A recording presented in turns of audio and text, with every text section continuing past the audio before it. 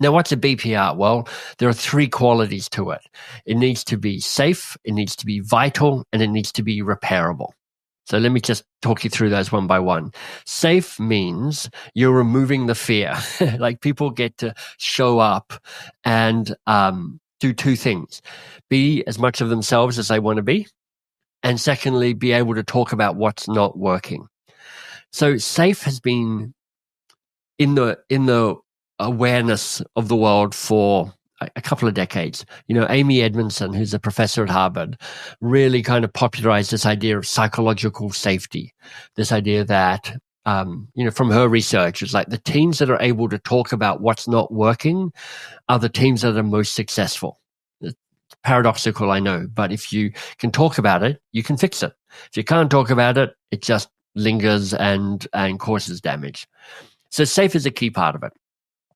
I'd say it's one of the big shifts in organizational cultures over the last 20 years is just a much greater awareness of the importance of psychological safety. But I don't think that's enough. I mean, safe is good and necessary, but not sufficient. So the second element is vital. So this is almost psychological bravery, this sense of I can challenge, I can push, I can provoke, I can step into ambiguity, I can kind of have the hard conversations, say the hard things. And a great working relationship has this balance, this dance between safe and vital, between psychological safety and psychological bravery. The third element is repairable. Because here's the totally unsurprising news flash for everybody. Every working relationship at some stage goes a bit haywire, goes off the rails a little bit. Somebody hasn't had breakfast, so they show up hangry at work. Somebody misunderstands a commitment. Somebody forgets a commitment. Somebody says something that somebody takes the wrong way. Somewhere down the line, the fabric rips. Something gets dinged and dented and cracked. And when you look at all the work that the true experts in relationships and kind of romantic relationships do, people like Esther Perel and Terry Real and Dan Siegel and others, what's common across all of their work is the relationships that last and the relationships that thrive are the relationships that get repaired. So being able to fix it when it goes wrong, to fix the cracks, is really powerful.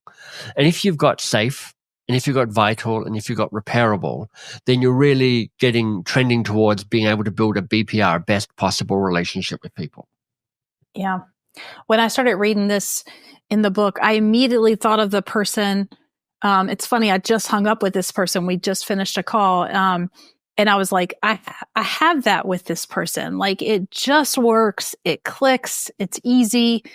And it really started making me think, like, how do I recreate that with other people? Because how amazing would it be if all of my work relationships were closer to that? I appreciate not all of them will reach that level, but how do we make that happen? And even with this really strong relationship that you're talking about, it's helpful to talk about that as well, because there's part of you that goes, all right, don't mention this to anybody. This is going really well. If I mention it, I'm going to jinx it somehow and it's going to kind of spoil the magic. But if you can have a conversation with somebody, if it's not going well, if it's going okay, or if it's going brilliantly, to actually make more explicit, make more conscious how do we keep this, how do we improve this, or how do we keep it as good as it is, then that just gives you both more agency in terms of shaping this relationship. So this is the key tactic that's in the book, which is if you're interested in a BPR, if you think that might be helpful, then building something called a keystone conversation can be really powerful. And a keystone conversation is simply having a conversation about how we work together, not just what we're working on.